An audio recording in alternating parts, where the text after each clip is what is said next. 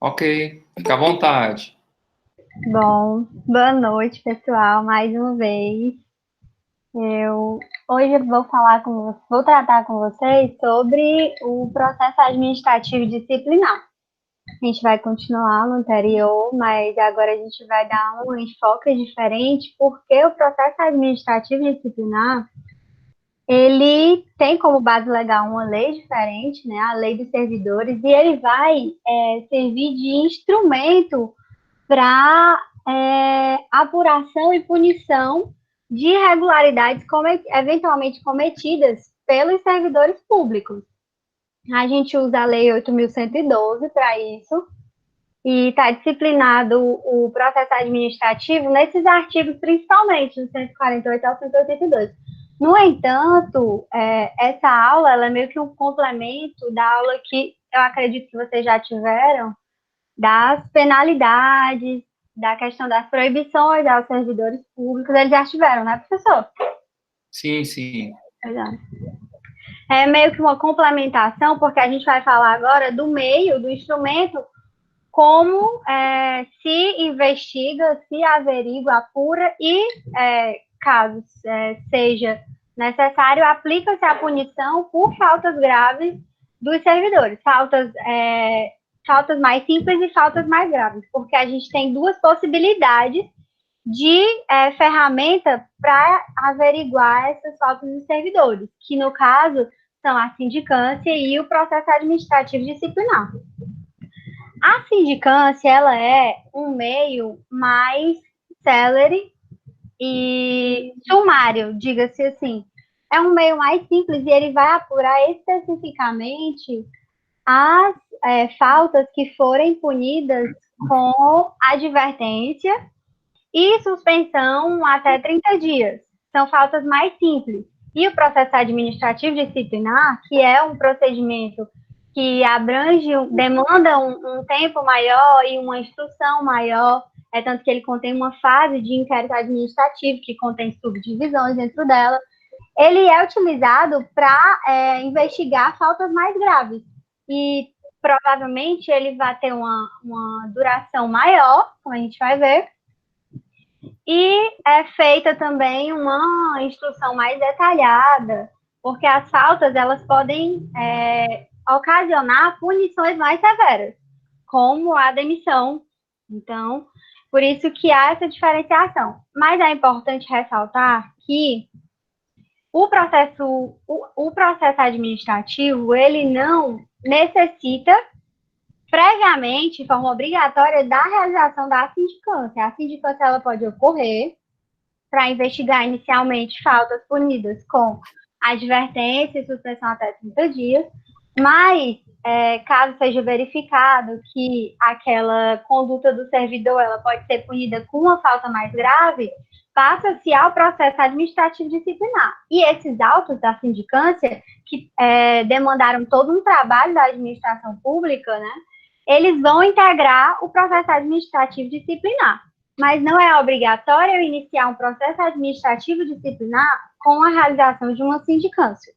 Eu quero que isso fique claro para vocês, porque, como eu falei na aula passada, essas regrinhas mais específicas que eu vou colocar aqui algumas, elas estão na lei, mas é importante entender, principalmente, por que a administração vai instaurar um processo administrativo disciplinar ou uma sindicância, que isso decorre do poder disciplinar da administração, que vai apurar irregularidades, condutas ilícitas realizadas pelos servidores, e que isso decorre daqueles princípios que a gente estudou, inclusive, e dos deveres dos servidores, de moralidade, ética, de uma transparência, enfim, isso tudo está íncito à administração pública, já com observância também na supremacia do interesse público, da coletividade, da indisponibilidade.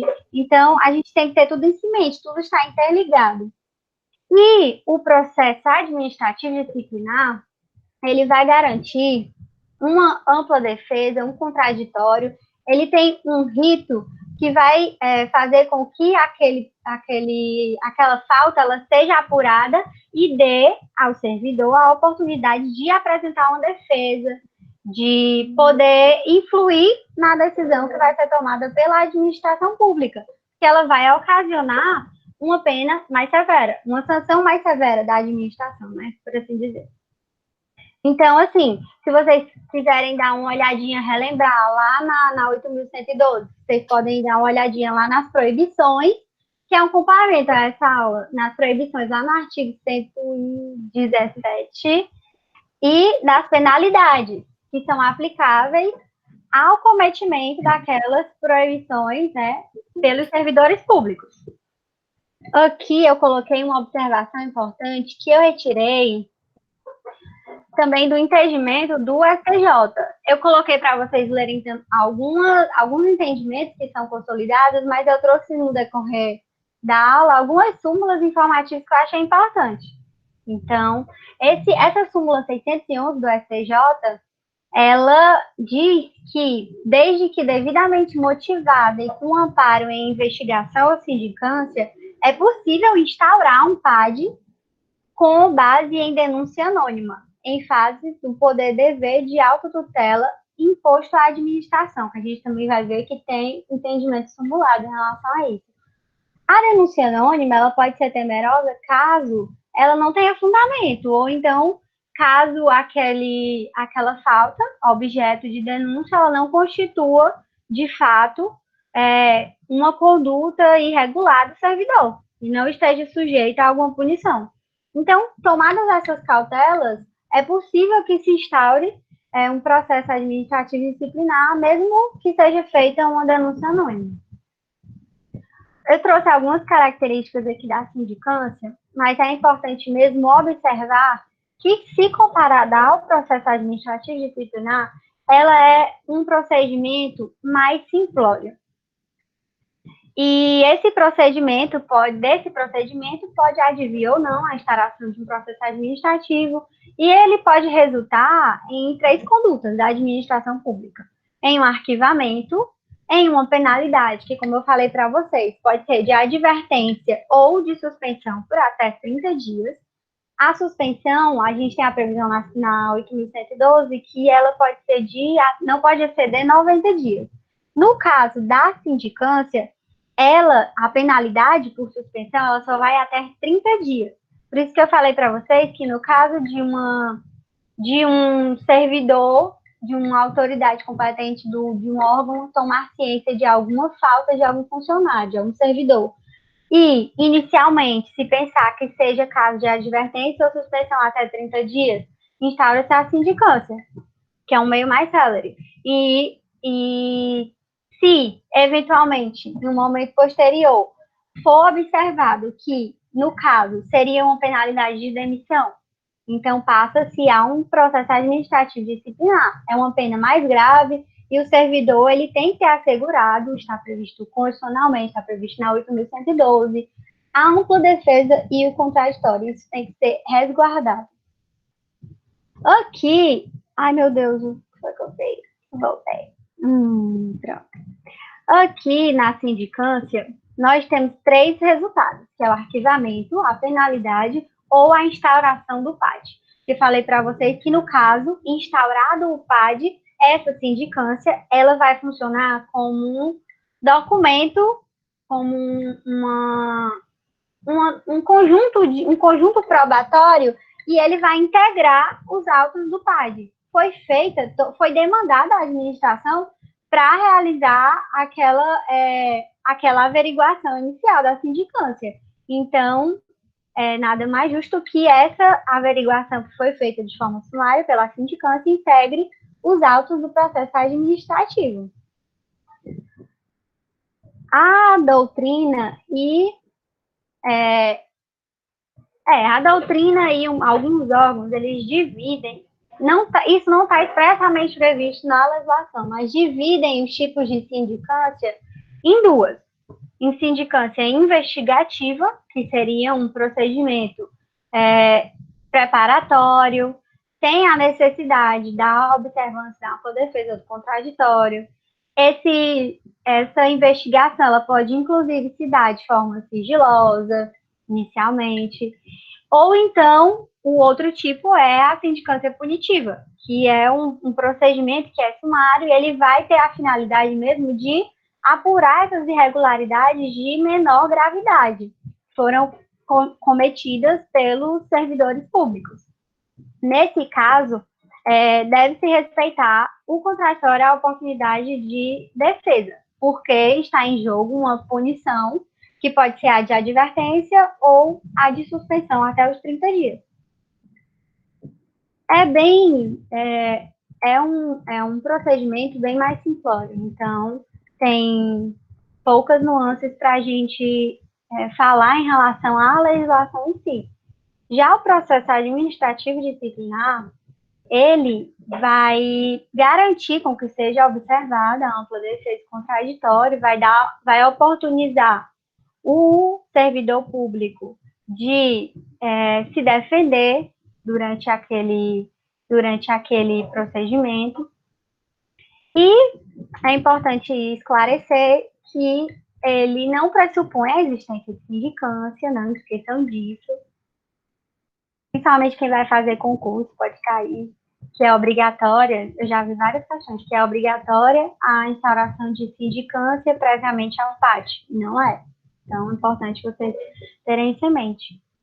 Os objetivos do PAD, de uma forma bem geral, são respaldar a decisão da autoridade julgadora e esclarecer se houve a prática da infração, qual a sua extensão, se ela deve se aplicar realmente aquela punição que inicialmente se achou prevista e tal. Garantir que o servidor tenha a oportunidade de defesa em relação aos fatos que estão sendo imputados a ele.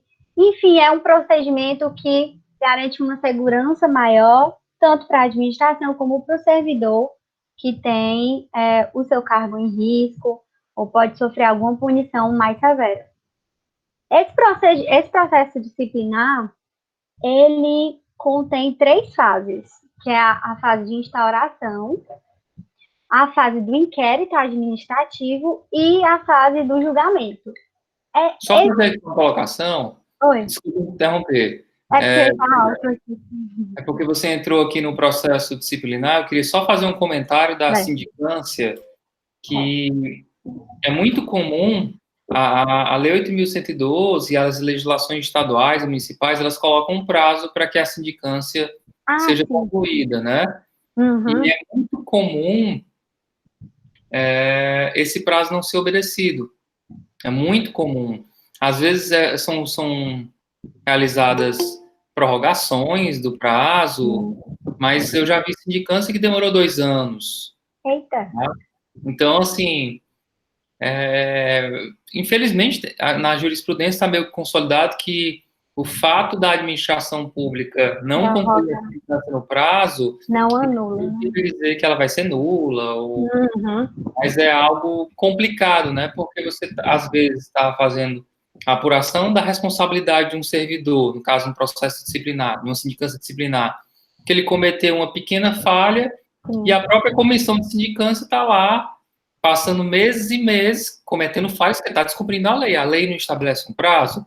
Então, é um contrassenso que, infelizmente, acontece no cotidiano da administração pública, seja ela federal, estadual, municipal. Foi só uma observação. Uhum. E, inclusive, essa extensão da sindicância desnatura um pouco a serventia do procedimento de sindicância, né, que é para apurar faltas menos graves e ser mais céleres. O servidor que passa 2 anos sendo investigado por uma sindicância pode, inclusive, sofrer constrangimento no âmbito do trabalho, enfim. Tem várias consequências que podem advir disso. Esse inquérito administrativo, a gente tem a fase de instauração, o inquérito administrativo e o julgamento. No entanto, como o processo administrativo disciplinar, ele requer uma ampla defesa, um contraditório e uma busca por uma verdade, uma base fundamental, uma fundamentação para a decisão da administração, ele também tem uma subdivisão dentro dele. E esse inquérito, ele é dividido em instrução, defesa e relatório. Também possui uma subdivisão, né? E, posteriormente a esse relatório, passa-se ao julgamento. A instauração desse processo administrativo disciplinar, ela é realizada por meio da criação de uma comissão. Essa comissão, ela vai ser formada por 3 servidores, conforme está na lei, e esses 3 servidores, eles vão eles vão compor essa comissão para realizar a fase de instrução desse processo disciplinar. Então, esses 3 servidores e a composição da comissão, é importante observar os impedimentos que eventualmente existirem. Eu falei de alguns para vocês na aula passada, da lei anterior, da 9784. Mas aqui a gente também tem alguns impedimentos que se assemelham aos servidores que vão poder compor essa comissão. Essa comissão, ela vai funcionar como um órgão responsável para averiguar, para realizar a instrução, acompanhar o procedimento do processo administrativo disciplinar. Então, é importante que seja observado esses impedimentos. No artigo 149 e no 150, a gente tem... Ai, meu Deus, o que eu fiz? De novo, acho que esse meu computador tá louco. No artigo 149 e 150, a gente tem falando um pouco sobre essa comissão. Ela vai ter um presidente, ela vai ter umas regrinhas próprias. São coisas mais técnicas, mas o que importa é que a administração vai publicar uma portaria e vai criar essa comissão, e essa comissão vai ficar responsável pela gerência do processo administrativo dessa parte do inquérito, que é a parte que vai ser realizada a instrução, defesa e vai ser emitido o relatório. A instrução, como a gente já falou anteriormente, é um momento de averiguação, de comprovação, de elucidação de fatos, e é nesse momento que é feita o enquadramento, a averiguação das possíveis penalidades que seriam atribuídas, das faltas que o servidor pode ter cometido. São realizadas as oitivas de testemunha, a oitiva do próprio servidor que está sendo investigado, inspeções, perícias. E nessa fase eu coloquei aqui uma observaçãozinha, que é a possibilidade da utilização de prova emprestada. A gente já tinha visto lá no processo amplo, administrativo amplo, que eram vedadas as provas ilícitas, né? Nesse caso, a vedação continua, mas é possível a prova emprestada. Inclusive, tem súmula aqui do STJ disciplinando essa possibilidade. Realizada a fase de instrução, o servidor ou os servidores são indiciados e a eles é atribuída alguma falta que já foi verificada por aquela comissão, né? Realizado esse indiciamento dos servidores, eles vão ter um prazo para ampla defesa e para o contraditório. É importante mencionar que aqui, essa é uma das fases principais para a garantia de um processo administrativo disciplinar bem embasado, com observância aos princípios que regem a administração pública, porque a garantia da realização desse processo é que nenhum servidor que não seja oportunizado ao servidor, para bem dizer, a sua defesa em relação à falta que está sendo atribuída. E caso isso não fosse realizado, implicaria em uma arbitrariedade. A administração poderia acusar os servidores, e aí os servidores não teriam como se defender. Isso é impensável. Então, é importante vocês se aterem à essência do processo administrativo disciplinar, e principalmente dessa fase de instrução, de elucidação dos fatos e de abertura para a ampla defesa e para o contraditório. A Lei 8.112, ela traz um prazo de 10 dias para a defesa do servidor. E aí, esse prazo, ele pode ser prorrogado, caso seja necessário. É uma previsão da própria legislação, gente. Em caso de revelia, é uma coisa que eu observei, achei interessante colocar, que em caso de revelia, caso inicialmente, né, comunica-se, cita-se o servidor, e aí ele vai ter esses 10 dias. Caso ele não tenha endereço, é possível a citação por edital.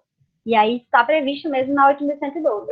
Além disso, caso o servidor não venha a comparecer, e aí ele seja revel naquele processo administrativo disciplinar, há a possibilidade, a designação de um servidor como defensor dele naquele processo. Isso está lá no artigo 164.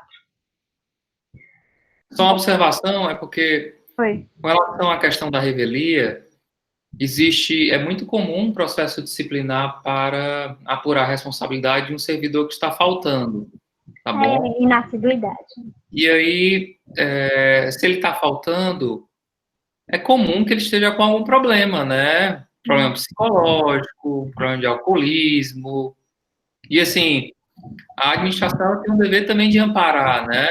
O correto não é só aplicar uma pena de revelia para o servidor, mas chamar algum assistente social do órgão que trabalha para tentar procurar, para tentar verificar com amigos algum outro telefone, de parentes, porque eu acho que é o dever da administração pública acolher as pessoas e não somente colocar para fora uma pessoa que momentaneamente está passando por um problema, né?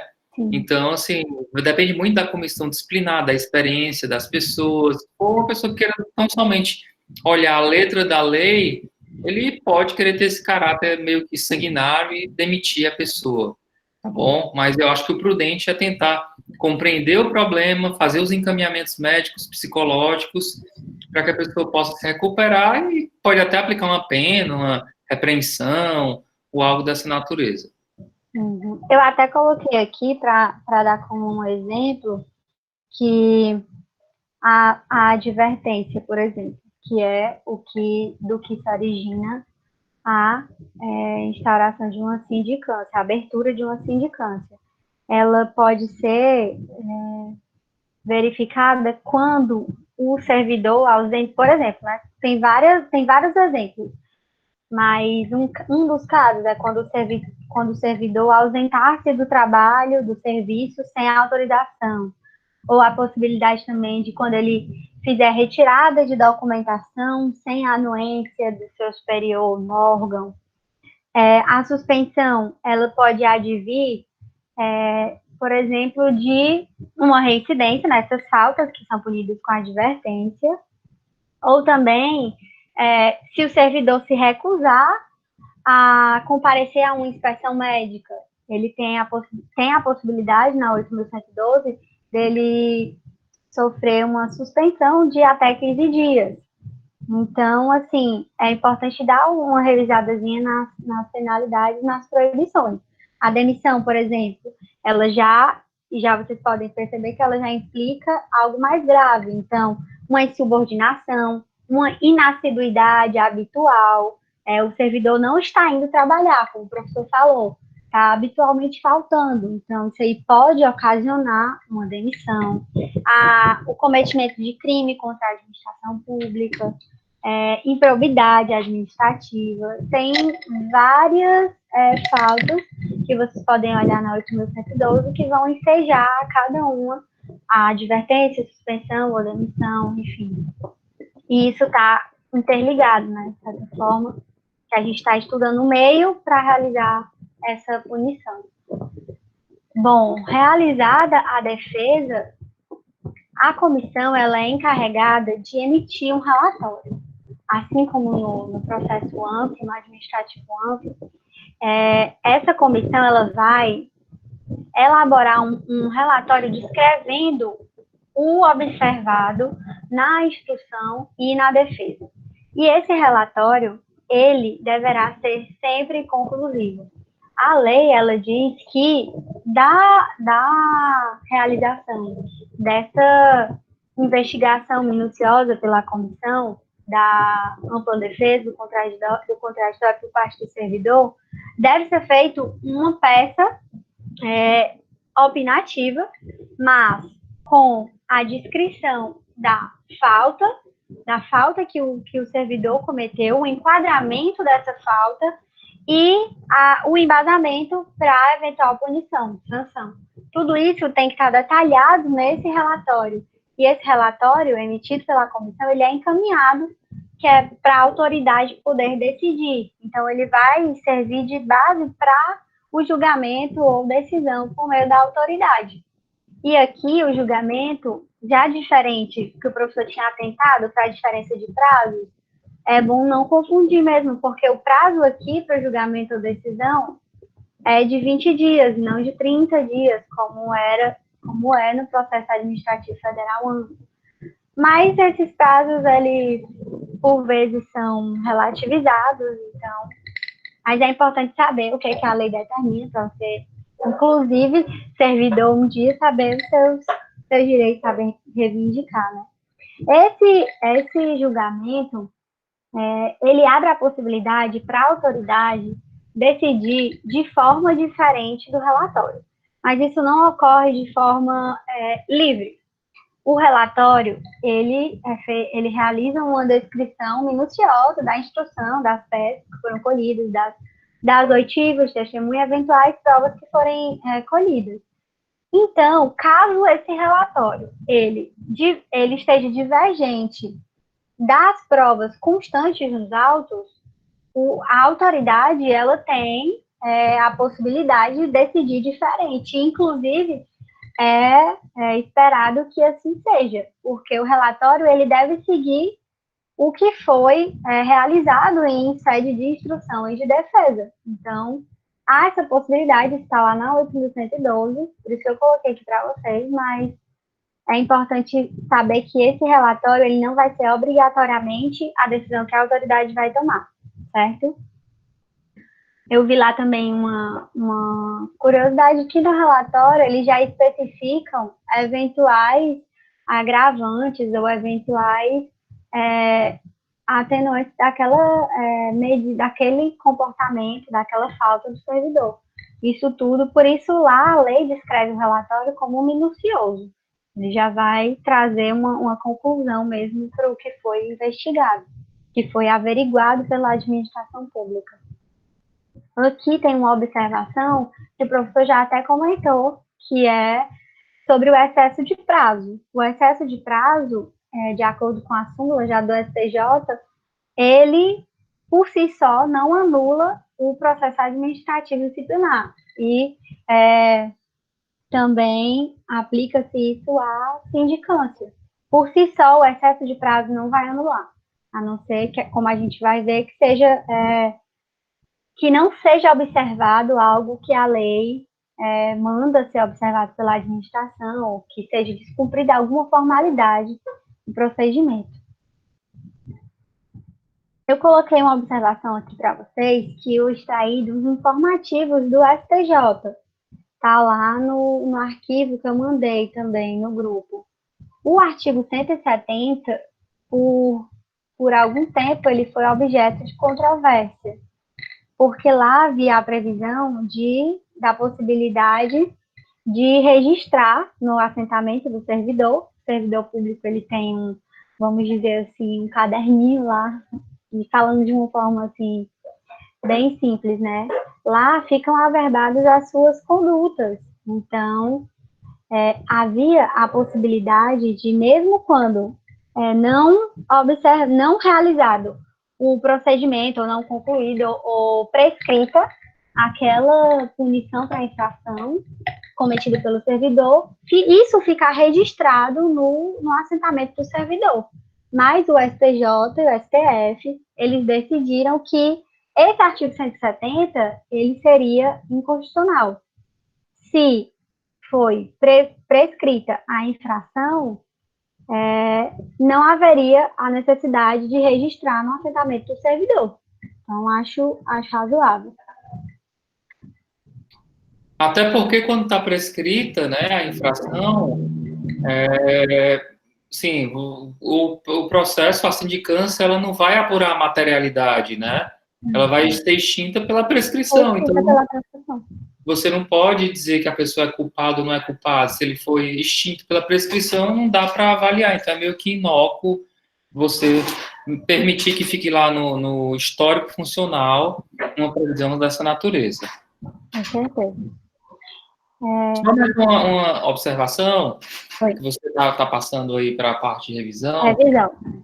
E, assim, com relação a penas, né, se você olhar na Lei 8.112, isso varia de acordo com a legislação, né?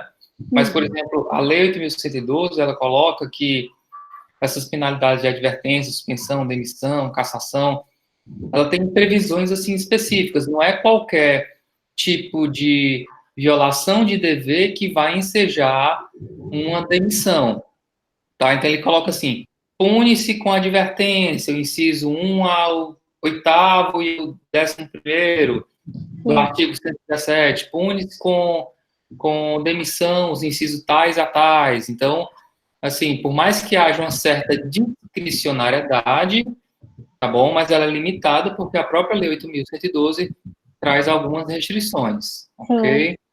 Inclusive, a demissão, ela lá no 132, tem as possibilidades as quais vão ensejar a pena de demissão, e aquilo é vinculado, porque a administração pública, ela deve, como vocês já sabem, ela deve atuar conforme a legalidade. Então, a lei prevê as possibilidades e a pena de demissão, ela é aplicada naqueles casos que o 132 ele vai enumerar.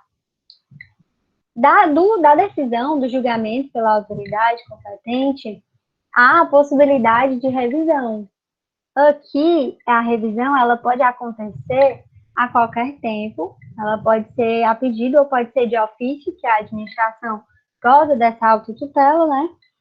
Mas essa revisão, ela requer a presença de elementos novos, que ainda não hajam sido apreciados, porque ela vai ensejar a revisão de uma punição aplicada ao servidor.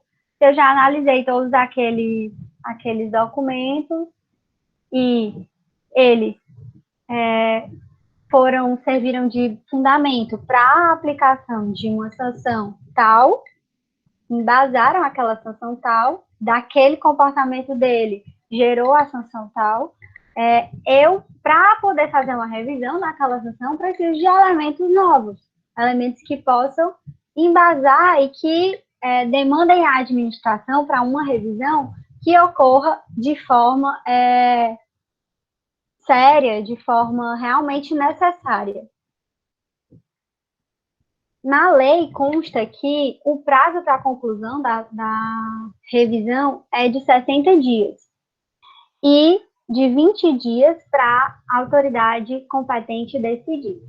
Mas observa-se, já consta tanto no entendimento dos tribunais como na 8.112, que dessa revisão não pode resultar o agravamento da pena. Não pode resultar uma reforma em prejuízo do servidor. Então, isso fica vedado.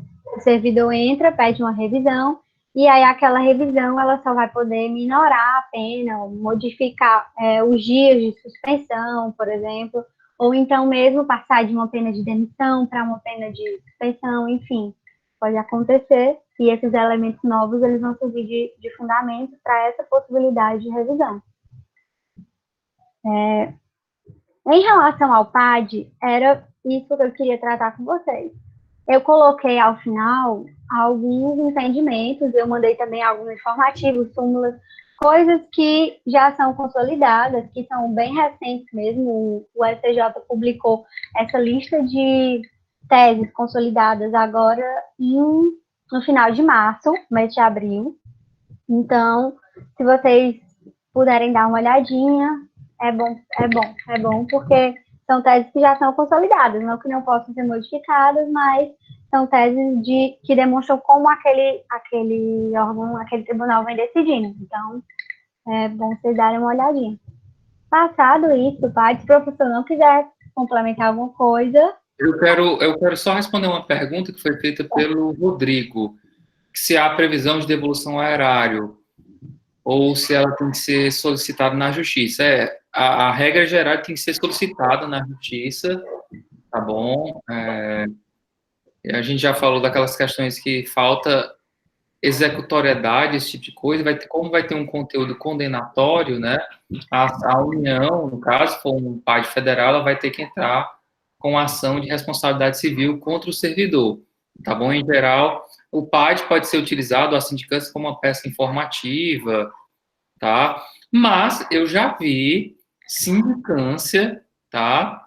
Na verdade, eu advoguei há muito tempo numa sindicância dessa, e foi uma sindicância bem maluca, porque a servidora, olha como era confuso o caso. Era uma servidora civil, a sindicância estava sendo na 10ª região militar, era uma sindicância militar, porque estava alegando que ela estava recebendo uma pensão e esse recebimento, ele ultrapassava o teto constitucional, né?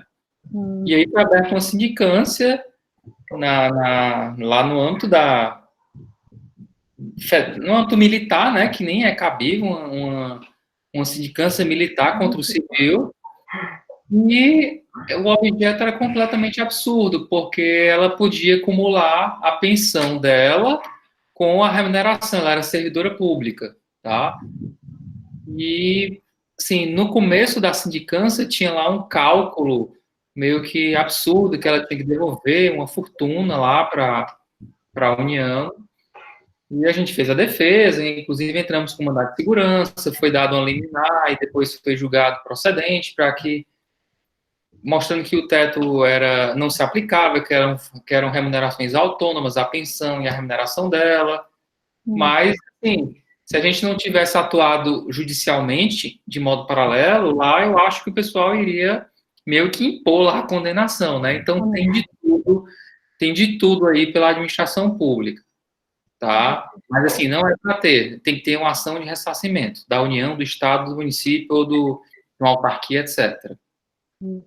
Aqui a gente vai averiguar a existência da conduta irregular do servidor e utilizar as punições que vão influir na atividade dele como servidor, né? Então, a responsabilidade, ela pode se dar no âmbito civil, administrativo ou penal. E esses três são independentes. Então, no caso, para devolvimento desses valores, seria demandado civilmente. Então, como no caso do cometimento de crime. Então, seria demandada em uma ação penal. São as três possibilidades de responsabilidade do servidor. Então, a gente passa para, com base em tudo que a gente estudou agora de processo administrativo, a gente passa para um conteúdozinho que é curtinho, mas é importante vocês saberem, que é a possibilidade de controle judicial. Até onde vai a possibilidade do controle judicial sobre o processo administrativo? Até onde o judiciário vai poder interferir ou revisar ou averiguar. Falei para vocês que a gente adotava a inafastabilidade de jurisdição e que a jurisdição aqui no Brasil, ela, com base no sistema inglês, ela é única. Então, a última palavra, ela é do judiciário. Só que, como a administração, ela se insere em outra esfera, a esfera judiciária, então aqui a esfera administrativa, que se dá no âmbito do Poder Executivo, não que esses poderes não possam realizar algumas atividades que se comuniquem, cooperem uns com os outros, mas que o judiciário, ele só vai até um ponto dentro do âmbito administrativo, porque o judiciário, ele vai se limitar a averiguar os critérios legais e procedimentais daquele processo administrativo.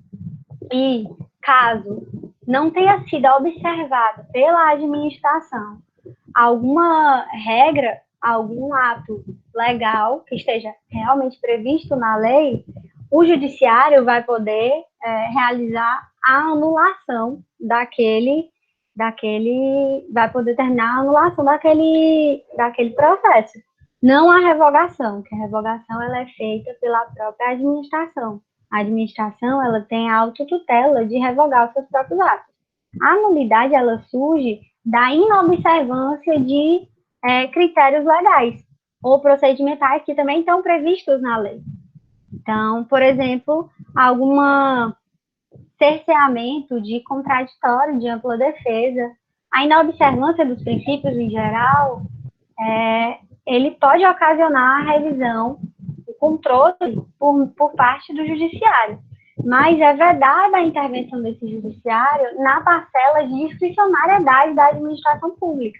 A ela compete decidir coisas que vão além daquilo que está na lei. Ela tem uma parcela mínima de discricionariedade. Por exemplo, eu prevejo uma suspensão de até 15 dias. A lei traz até 15 dias, mas é a autoridade competente da administração pública que vai determinar quantos dias aquele servidor vai ser suspenso do trabalho.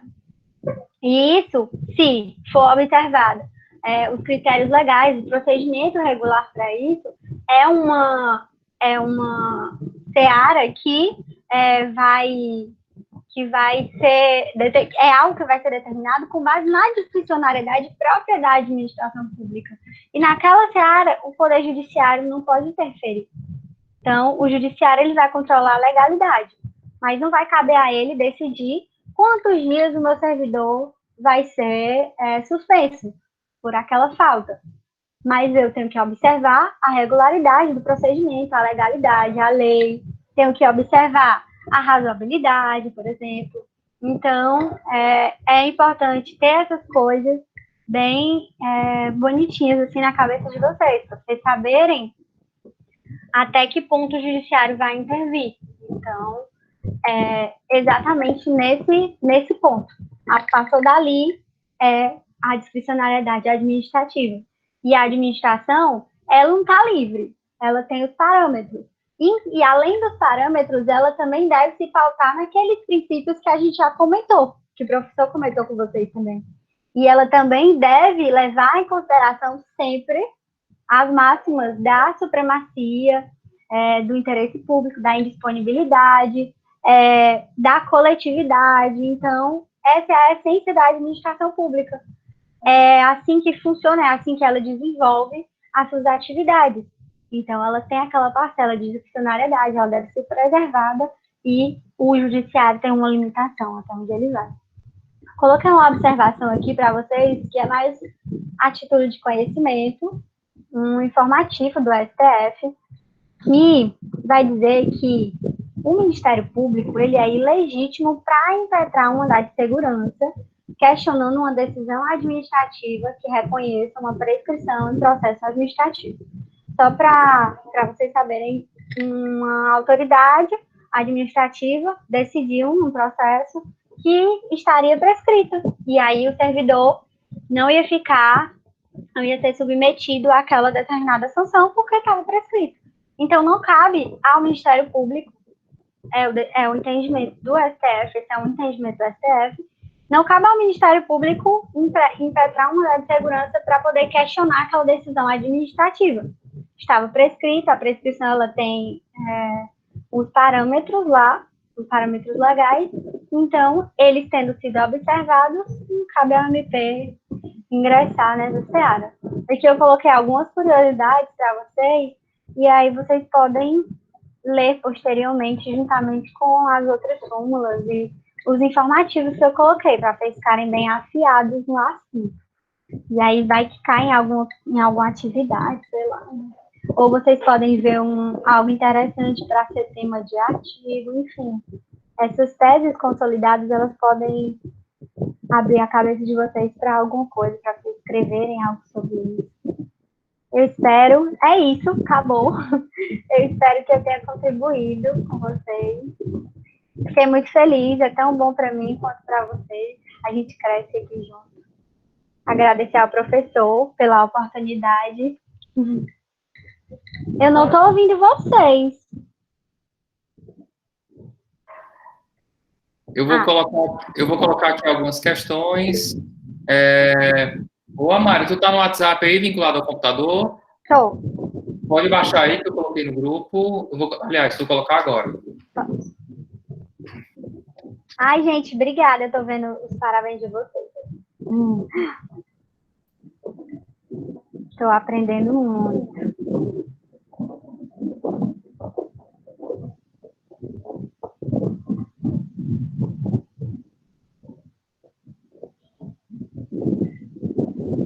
Você chegou aí no grupo? Chegou no WhatsApp? Chegou. É bem simples, só 5 questões para a gente.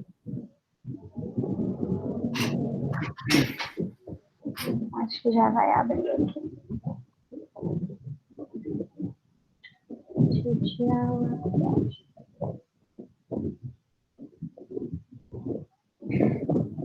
Deixa eu abrir aqui.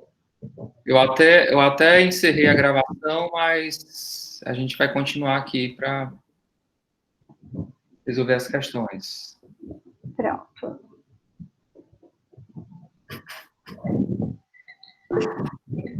Pronto. São certa errada, né?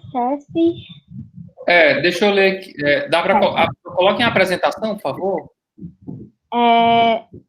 No meu. Calma. Dá para ir? Dá para colocar? Dá sim. Eu leio aqui que pode ser que os alunos estejam utilizando o celular para assistir, aí fica ruim abrir o celular e a questão.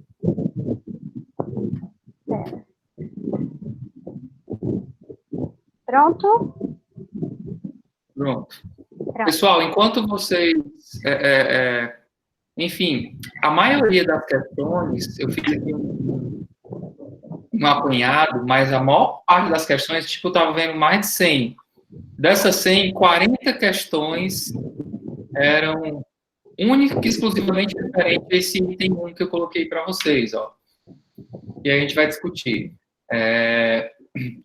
A Lei 9784, a Lei do Processo Administrativo, institui normas básicas sobre o processo administrativo no âmbito da União, dos Estados, do Distrito Federal e dos municípios, visando, em especial, a proteção dos direitos dos administrados e ao melhor cumprimento dos fins da administração. Então, cai muito esse tipo de questão. Na verdade, o item é errado, porque... Eu falei, viu? Falou reiteradamente. Foi. Porque, na verdade, assim, a lei... Comente. Vai lá, Mária. Foi? Não, eu falei foi, acho que um dos primeiros pontos que eu falei para vocês, que a Lei 9784, ela disciplina esse processo administrativo no âmbito federal. Ela não é uma lei nacional. Ela pode ser aplicada de forma subsidiária ou supletiva a leis específicas, mas ela é uma lei para ser utilizada no âmbito federal. Ela não é uma lei nacional, não é aplicável a estados, DF e municípios, mas simplesmente no âmbito da União. Ok, então vejam que isso é muito recorrente, tá bom? Então, tem várias questões nesse sentido. Então, a aplicação dela nos estados, nos municípios, é uma aplicação subsidiária, certo? Segunda questão, Carlos, servidor da Justiça Federal, responde a processo administrativo. Ele nem fala que tipo de processo administrativo. Nesse órgão, deve ser um disciplinar, né? E requereu a aplicação da Lei 9784 no âmbito desse processo. Nessa situação, é correto afirmar que tal aplicação é cabível? Sim, é cabível a aplicação, mas, assim, se for um processo disciplinar, aplica-se no primeiro momento a legislação específica do processo disciplinar. Mas é claro que a legislação do processo disciplinar ela não vai prever todas as questões, então, os princípios, né, a parte recursal, aquilo que não tiver na legislação específica, vai lá para a Lei 9784. Tá bom? Então, está correto o item. A terceira, que é uma questão talvez um pouco mais complicada, porque ela cai também o que cai mais, as questões da aplicação da norma e cai também algumas coisas de princípio, que é mais comum. Então, de princípio, essa questão aí, a Lei 9784 disciplina o processo administrativo, fazendo vários princípios norteadores, né? Entre os quais não se inclui, né? Na verdade, é a letra B, a impessoalidade. A impessoalidade não está lá no rol dos princípios, que é uma questão chata, né? Mas a gente discutiu legalidade, segurança jurídica, eficiência e moralidade, não sei, foi até passado mais por cima, mas, na verdade, é uma das questões mais chatas, né? Então, tem que sempre olhar a parte principiológica, né? Está lá no início da Lei 9784. Fazer a leitura, né, da lei seca. Eu trouxe só para chamar a atenção, que são os assuntos que caem mais. Tá bom? Quarta questão também é sobre princípio. O princípio da proporcionalidade é hoje amplamente reconhecido pela doutrina e pela jurisprudência brasileira, como um dos que regem a atividade administrativa, conquanto remaneça como um princípio implícito no ordenamento jurídico positivo do país. Na verdade, está errado, né? Porque a lei do processo administrativo fala de proporcionalidade, expressamente. É um princípio que você pode considerar como implícito na Constituição Federal. Na Constituição, podia até se confundir em relação a isso. Tá? Mas, assim, no ordenamento jurídico positivo do país, é até muito extenso, né? Já dá para você copiar. O ordenamento jurídico positivo é algo, assim, meio que quase impossível de se conhecer, né? Tá bom? Mas poderia ser dado implícito na Constituição. Na Constituição não fala a palavra realmente proporcionalidade, tá bom? Quinta também de princípio, que foi comentado pela Mária, o princípio da oficialidade, aplicável ao processo administrativo, encontra-se presente no poder da administração de instaurar e instruir o processo, bem como de rever as decisões, certo? Como foi bem comentado pela Mária. Tá bom? Uma questão que eu acredito que deve cair bastante.